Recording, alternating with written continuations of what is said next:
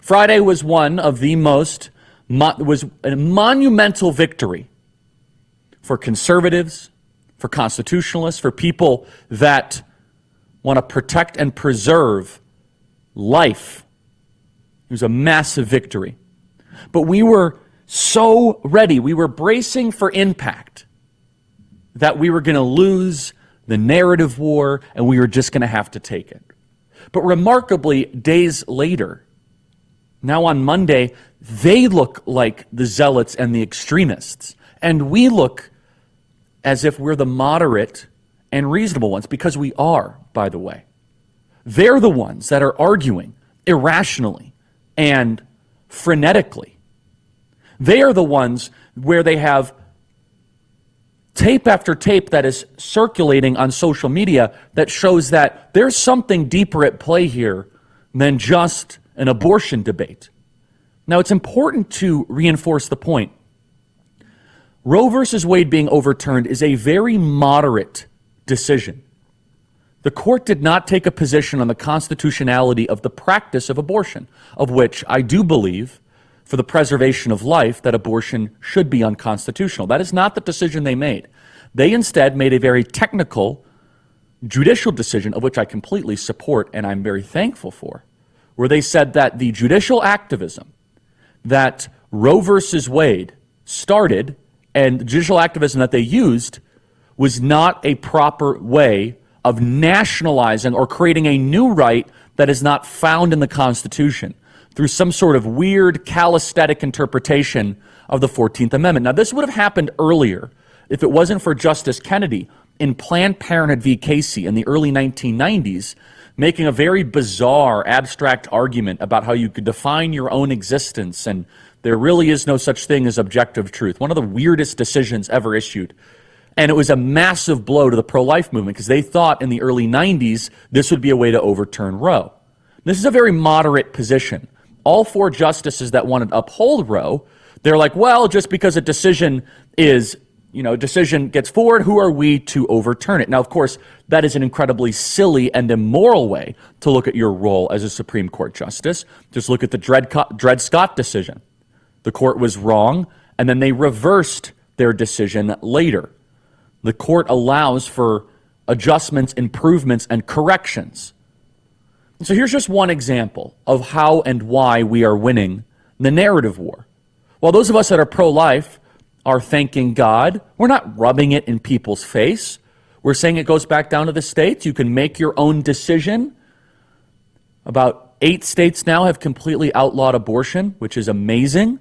This is how the other side is reacting. And this is not an isolated clip. They're posting these all over social media. Play cut 29. Let it out. Let it out.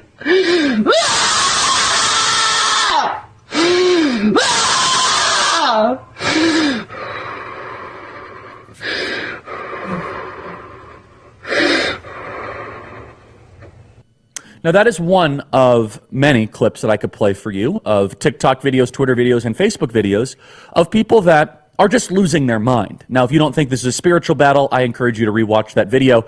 We'll post it on charliekirk.com for all of you on radio and podcasting.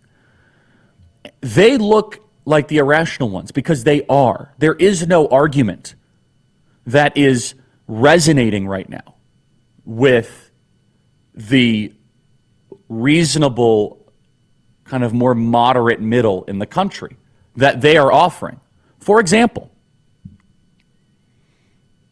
cut 10, Democrat Representative Katie Porter, back in May, you might remember, said the reason we need abortion is that it's too expensive to have children, that we should be able to terminate the little ones that are smaller than us and less developed than us because of inflation.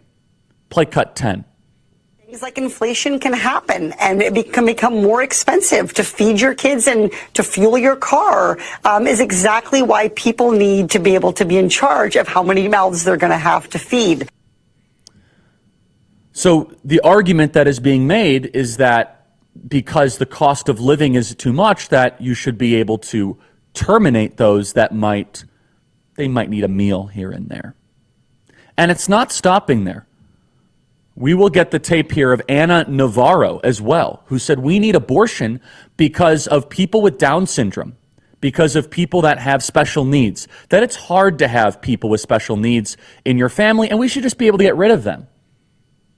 You see, the left missed their opportunity. If I was pro-abortion, of which I am not, I would have given them much different advice. You see, the pro-abortion fanatics, they used to be able to resonate with people when they would talk about the 13 or 14-year-old young girl who has their whole life ahead of them. Those arguments can emotionally connect with people. I think that they're obviously morally flawed, but those arguments tend to resonate. Instead, you get arguments like this.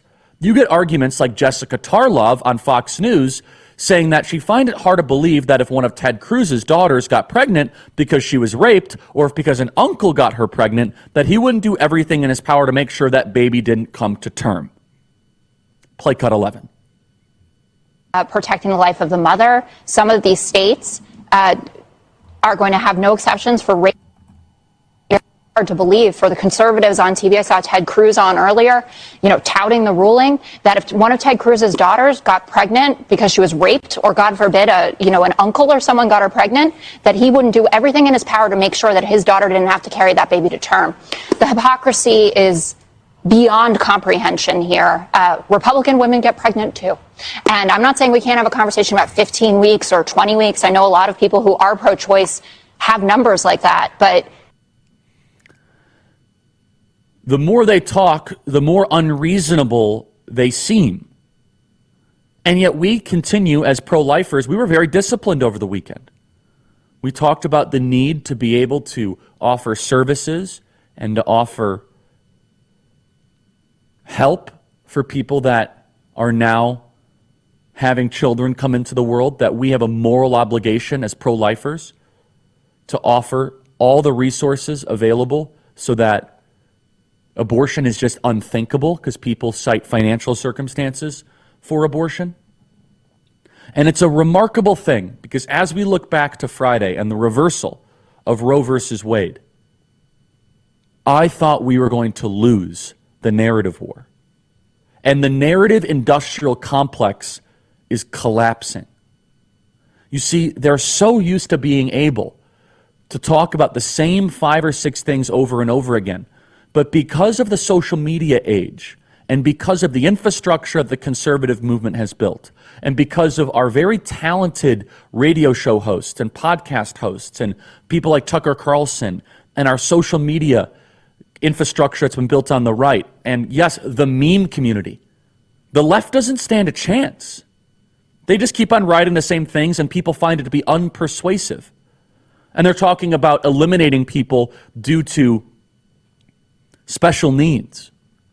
Children are too expensive, as Katie Porter would say. Or as Jessica Tarlov would be, Ted Cruz isn't really pro-life because if his uncle or his brother impregnated his daughter, then what would he do then? Who seems to be the unreasonable ones?